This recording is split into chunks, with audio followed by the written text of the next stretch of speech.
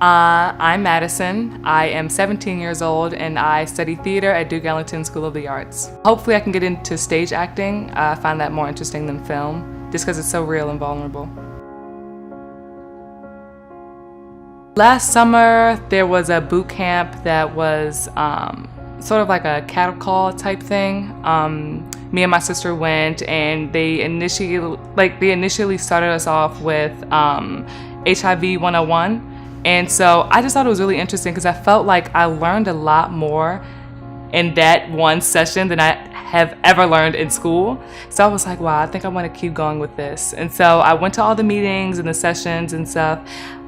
It also helped that they were paying us, but I just felt like I learned a lot, and I felt like I was able to let other people know about what they weren't as aware of. I mean, I've gotten a lot of people tested at my job so far, and they have been given a lot of information through packets and through myself. So I don't know, I appreciate the fact that I'm learning and I can be able to help other people. An average event at Real Talk DC consists of tons of people, tons of food, tons of music.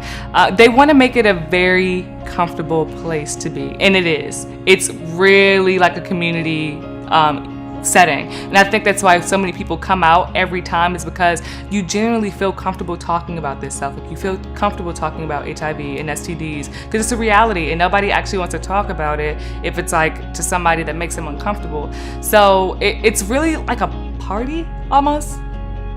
I think that's the goal of it, and I think that makes it works out better for Real Talk DC to invite more youth to come in if they feel like, okay, I can be amongst youth who know what they're talking about, and so maybe I can learn a little something. We are located in Eastern Market, which is directly into the center of where we're trying to work. So wards 5, 7, and 8 can have direct access to Whitman-Walker and Real Talk DC. The goal is to lessen the demographic of those who are affected by STDs, just because like youth from the ages of 13 and 24 usually don't have HIV, but STDs like gonorrhea and chlamydia in DC are very common. So Whitman-Walker's goal is to provide access and nutrition facts and just ways to be healthy and keep yourself healthy, basically. Yeah, we distribute thousands of condoms, lubricants, information packets. We have so many meetups where people can come in and just talk about like their sexual experiences or how they feel about sex in general, or what they're afraid of and what they should know that they feel like they don't know. It's a very community building experience, like I said before, and it's very apparent because people often come back.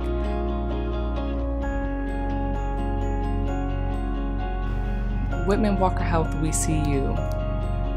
I feel like it's directed towards those who feel ashamed or embarrassed about their sexual health or past.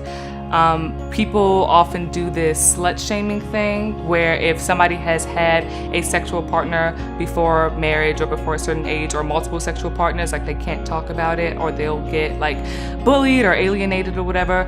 And the goal isn't for Whitman-Walker to encourage you to go out and have sex and just do whatever you want. It's to make sure you're being safe, because kids are going to do whatever they want to do, but how are you going to do it and not hurt yourself and anybody else in the process? So Whitman-Walker Health, we see you. That's exactly what it is. We see whatever you're trying to do. We see that you might be lacking a little bit of knowledge in certain areas, and we just want to be able to fill in the gaps of that. Initially, I didn't really come into Real Talk with a game plan of like, oh, I'm gonna be so educated when I leave here. Like, I didn't know what they were actually gonna be offering me. But the reason I'm still here is I've been able to learn so much more about not even just sexual health, but like nutrition and how to be fit and how to be a community leader and to be a part of a community. I feel like a lot of youth's goals now is to like lead, when there are so many leaders, how can you just benefit to the pack? And I want to be a part of that movement as well. Also, as a theater artist, I'm getting so much from all these different personalities and group of people that come in, and everybody's story adds to my story, I feel, and therefore I can go on stage and just show all of that. So that's the goal. It's a type of feel with the environment, like there's so many different types of people, and like you can be whoever you are, like genuinely whoever you are, and educated at the same time.